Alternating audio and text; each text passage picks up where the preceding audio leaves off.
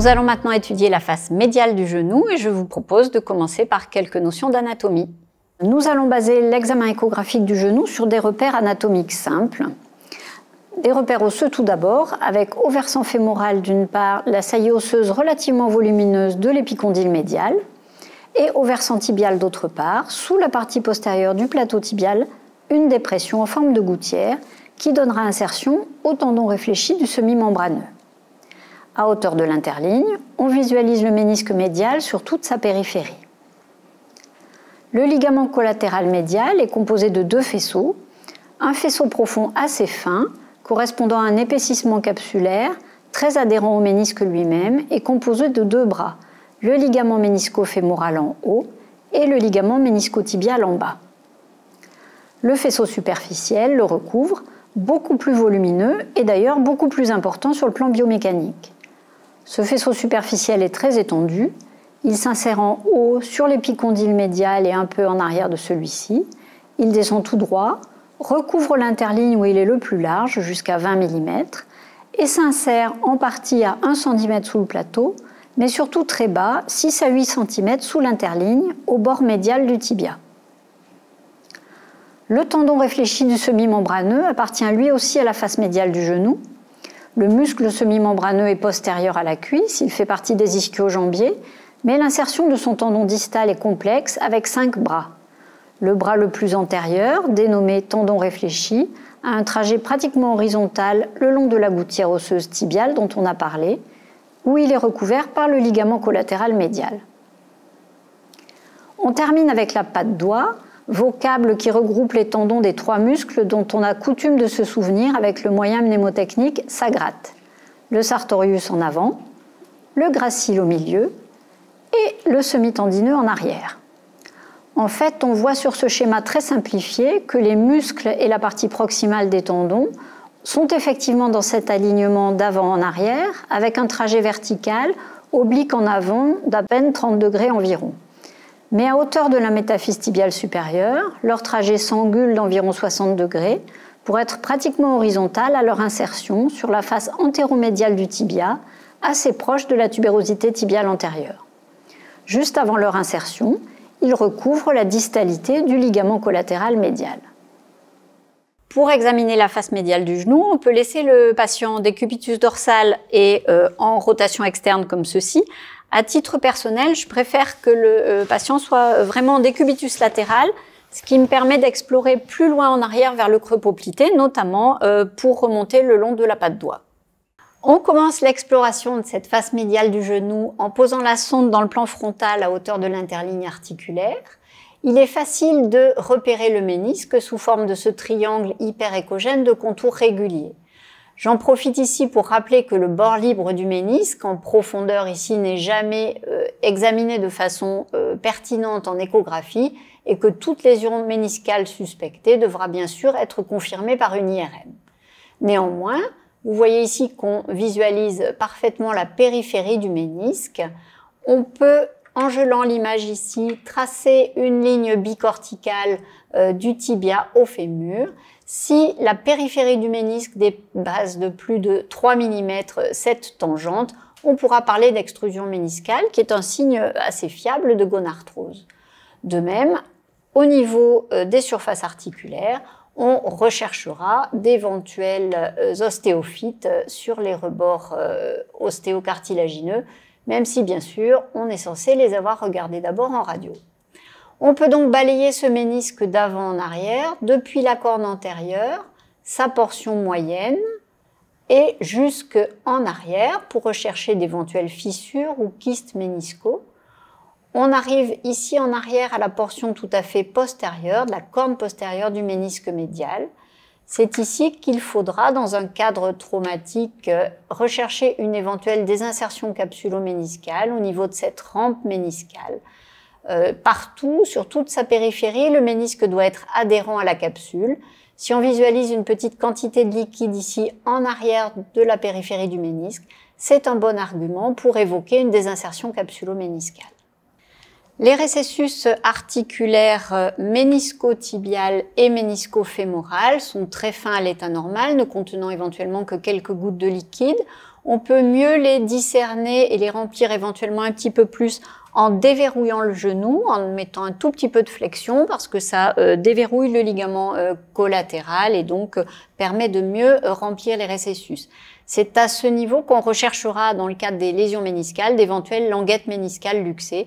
Donc soit ici dans le récessus ménisco-tibial, soit plus haut dans le récessus ménisco-fémoral.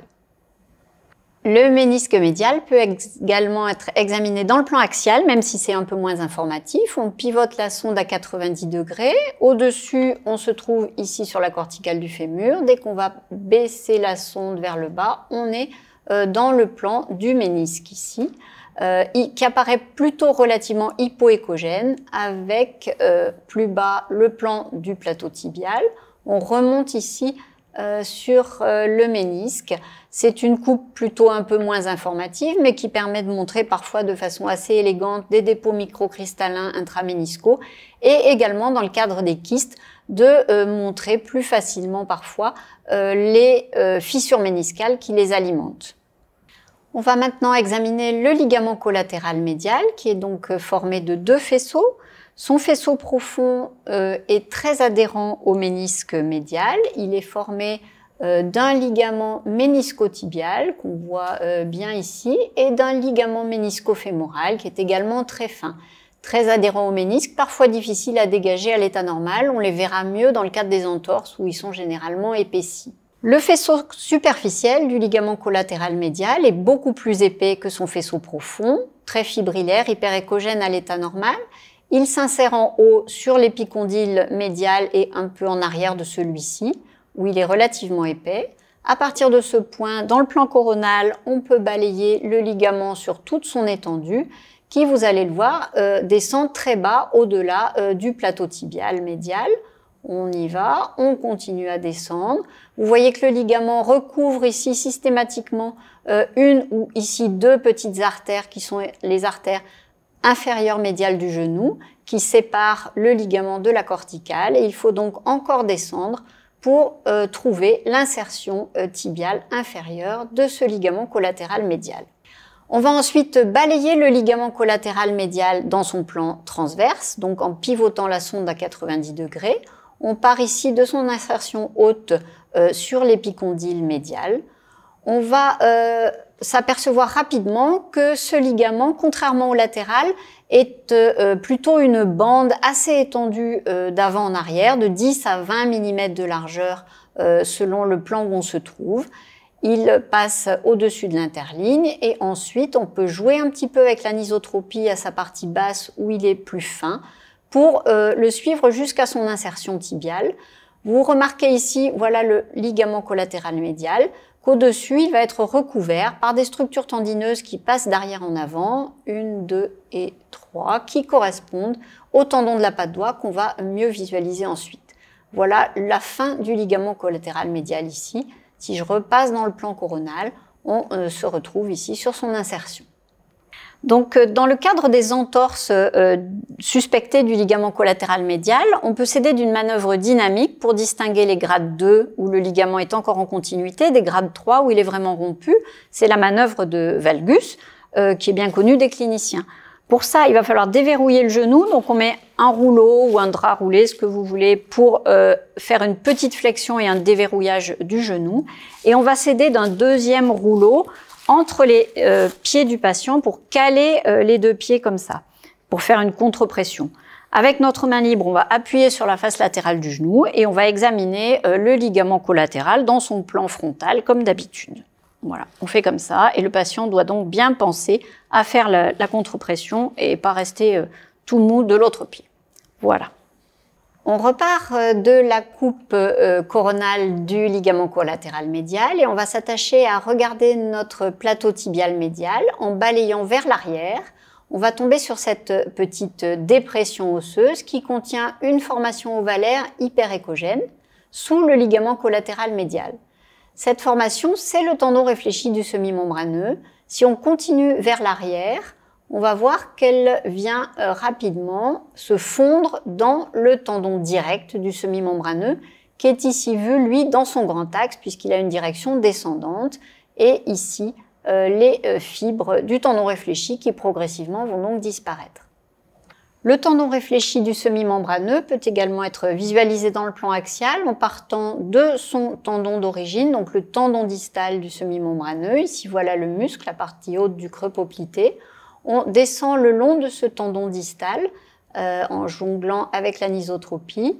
Une fois qu'on a passé l'interligne articulaire, on voit qu'à partir de ces fibres du tendon distal qui devient le tendon direct, s'émettent des fibres qui seront de grand axe horizontal et qui vont venir s'insérer ici sur le plateau tibial médial, à sa partie plutôt postérieure.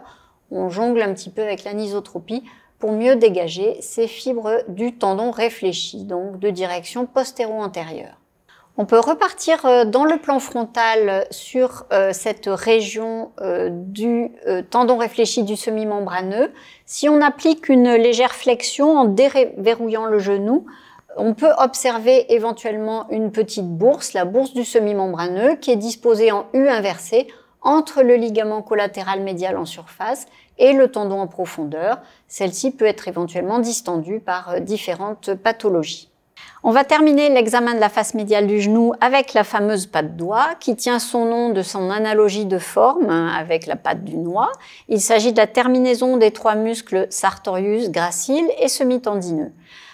On a parfois des difficultés à la trouver en échographie, il faut bien le dire, car même si elle est très superficielle, elle est très fine et d'une orientation un peu particulière avec l'angulation de sa distalité. Pour s'y retrouver, je vous propose donc de commencer par balayer ce qu'on connaît le mieux, ce qu'on repère avec le plus de facilité, c'est le tendon du semi-tendineux, la fameuse cerise sur le gâteau de semi-membraneux. Donc voilà ici le tendon du semi-tendineux, donc je suis allée le chercher assez haut dans le creux poplité, au-dessus du semi-membraneux. Si on pousse ce tendon, si j'ose dire, dans le bord de notre image, on va visualiser un peu en dedans un plus petit tendon qui correspond au tendon du gracile et encore plus vers l'avant, une formation qui est encore musculaire qui correspond au sartorius qui conserve donc sa partie musculaire la plus basse. On descend ici un peu plus, tendon du semi-tendineux, le semi-membraneux s'est intercalé, le gracile et ici le sartorius. Si je gèle l'image, vous voyez ici la position de ma sonde au creux poplité qui est à sa partie médiane, donc inclinée à peine en bas et en arrière pour bien être perpendiculaire par rapport à nos trois tendons qui s'orientent bien sûr vers l'avant. À partir de cette position de sonde, je vous propose de suivre maintenant les tendons de la patte d'oie en commençant par le semi-tendineux. On descend donc vers le bas et l'avant en restant perpendiculaire à l'axe de notre tendon. Vous voyez qu'il est en petit axe, toujours en petit axe. Je descends et là, sans changer l'inclinaison de ma sonde, on va voir que ces fibres, brutalement, partent pratiquement à l'horizontale vers l'avant, ici, et recouvrent au passage le ligament collatéral médial qui est pratiquement à son insertion. Si on continue vers l'avant, donc ici, c'est la terminaison du tendon du semi-tendineux qui va venir s'insérer sur la corticale antéromédiale du tibia, finalement relativement près de la tubérosité tibiale antérieure qui est cachée ici. Tourne un peu ton genou vers l'arrière et on arrive ici pratiquement sur la TTA. On peut faire de même avec les autres tendons. Si je remonte la sonde au creux poplité, on va revenir vers le tendon du gracile qu'on repère bien ici. On descend le long du gracile dans son petit axe. Et là, à nouveau, on va avoir un changement d'orientation. C'est ma sonde qui n'est pas tout à fait dans le bon plan. Voilà le tendon du gracile dans son petit axe. On descend vers l'avant. Et voilà les fibres qui se sont ici horizontalisées et qui vont venir s'insérer en avant, là encore, sur la corticale antéromédiale du tibia. On termine avec le sartorius, ici, le muscle qui descend relativement bas, qui va cravater le ligament collatéral médial, et les fibres tendineuses ici, on descend, et les fibres qui sont relativement épaisses en principe et qui vont là encore s'orienter vers le bas. Vous devez voir la position de la sonde pratiquement dans le même axe, mais ici la terminaison du tendon est vue en longitudinal, on pourrait dire. Il faut insister sur les rapports étroits entre la terminaison du ligament collatéral médial et celle des tendons de la patte doigt. Vous voyez leur contact étroit au niveau où les tendons de la patte doigt sont dans leur segment horizontal et ils sont séparés à cet endroit de la corticale du tibia par la distalité du ligament collatéral médial. On peut pivoter la sonde à 90 degrés pour bien s'en rendre compte ici. On retrouve notre ligament collatéral médial, les artères dont on a parlé, l'insertion ligamentaire. Et si on regarde bien attentivement en superficie, on distingue ces formations ovalaires qui sont plus ou moins coalescentes pour les deux du bas. Ici en haut, le sartorius, puisque du fait de leur angulation, le tendon qui était le plus antérieur, le sartorius, devient supérieur. Le gracile ici reste au milieu. Et le tendon qui était le plus postérieur devient inférieur, c'est le semi-tendineux. Ici, ils sont donc posés au-dessus du ligament collatéral médial. Et quand on va décaler la sonde vers l'avant, on sort du ligament collatéral médial et on arrive sur la zone d'insertion des tendons de la patte doigt ici. Si je continue à balayer vers l'avant, je vais arriver sur la tubérosité tibiale antérieure que vous retrouvez ici. Donc leur insertion est vraiment antéromédiale, ce qui leur permet d'être non seulement fléchisseur, mais aussi rotateur interne. Vous avez donc vu que l'examen de la face médiale du genou est relativement simple en ce qui concerne les petits récessus articulaires, le ménisque médial, le ligament collatéral médial et le tendon réfléchi du semi-membraneux.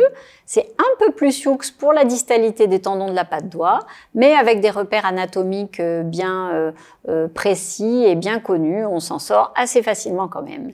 Alors, à vous de jouer maintenant.